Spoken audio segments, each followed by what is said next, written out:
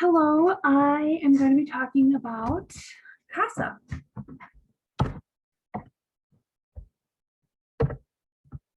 Maybe. So, what is a CASA? CASA, the acronym is Court Appointed Special Advocate. We deal with children and families who are in the Family Recovery Court, and children who are in foster care. And CASA is a national association in the United States that supports and promotes court-appointed advocates for abused or neglected children. CASA are volunteers from the community who complete training that has been provided by the state or local CASA office. CASA's mission is to recruit, train, and support community volunteers to advocate for the best interests of the children who have experienced abuse or neglect. And CASA's vision, quite plainly, is every child will have a safe and stable family, forever family. Training is important to CASA because children's lives are at stake. It is important that CASA trainers offer top-notch training and continuing education so that they are able to put out balanced, knowledgeable adults who can enter a child's life and advocate for their needs, wants, and ultimately their well-being and what is in their best interest. CASA values: commitment fueled by passion and persistence, relationships strengthened through communication, teamwork, and mentoring. The integrity and credibility of our volunteers and are proud of the advocacy that they do. Measurable outcomes through continual improvement and accountability. So before you become a CASA, you have to do a couple things. You have to undergo a background check. You will have to pass a caregiver's background check. You have to have a drug screen. And you will have to have an interview at the courthouse in the CASA department, where they will ask you a lot of what would you do questions. And this helps the recruiter gauge your judgment and problem-solving skills. The interview screening process does not end at the interview. You'll be asked to come back or not to come back at any time. You are also asked to self-evaluate and remove yourself from the program if it doesn't seem like it's a good fit for you. So as a CASA, you're going to investigate, research, and interview.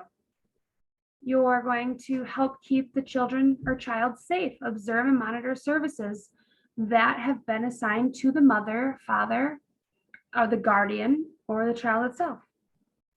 You're going to attend all the hearings and meetings. You're going to take notes, write reports for the court. That's not limited to just that. There's a lot more. For instance, going to doctor's appointments.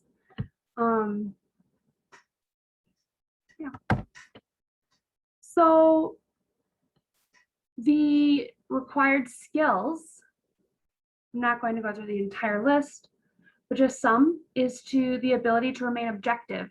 This is extremely important. You have to set your ego aside.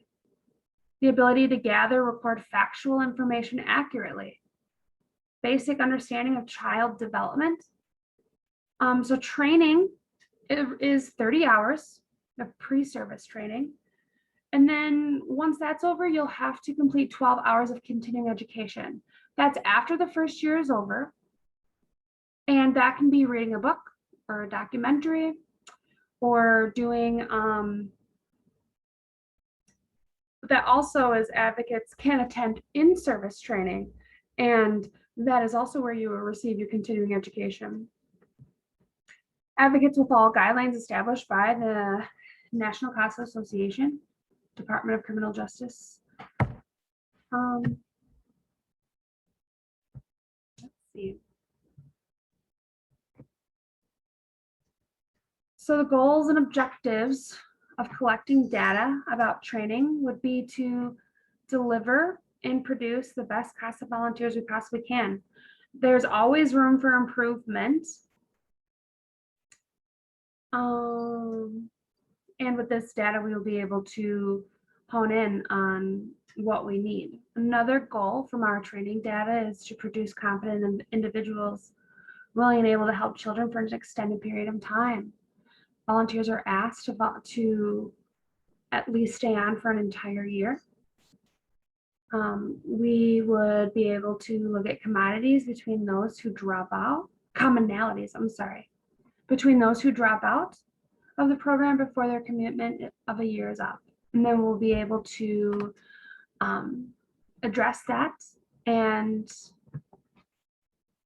figure out a way to keep those volunteers longer, what kind of help they needed or support that was maybe lacking.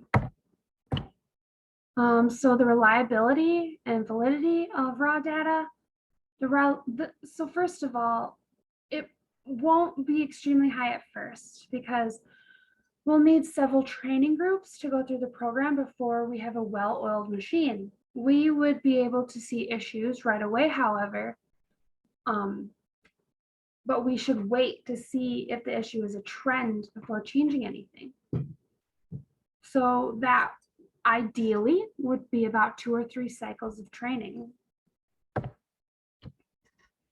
So CASA volunteer recruiters and the director of CASA will analyze the data and apply the changes needed in prompt manner. We would split information up and gather information in each category, analyze each data set, and apply changes where they are needed. For instance, we focus on drug use being an issue. My suggestion would be that we kind of dive into that a little bit more. We talk about Narcan and we learn how to administer it. I think a little bit more training on that would be beneficial for the volunteers. So, interpreting the findings. There's a lot there, so just a couple. Let's go back. With analyzing the data, you're going to interpret the findings of that data. Did you learn what you had anticipated in this training? So this we would give our volunteers surveys so that we could know from them what we should change. And then from that information, we would interpret the findings. Did our volunteers learn what they thought they were going to learn? Did the training keep you interested, excited to continue? Yes or no? What can we change to make it more exciting? And so on. And that was the end of my slideshow.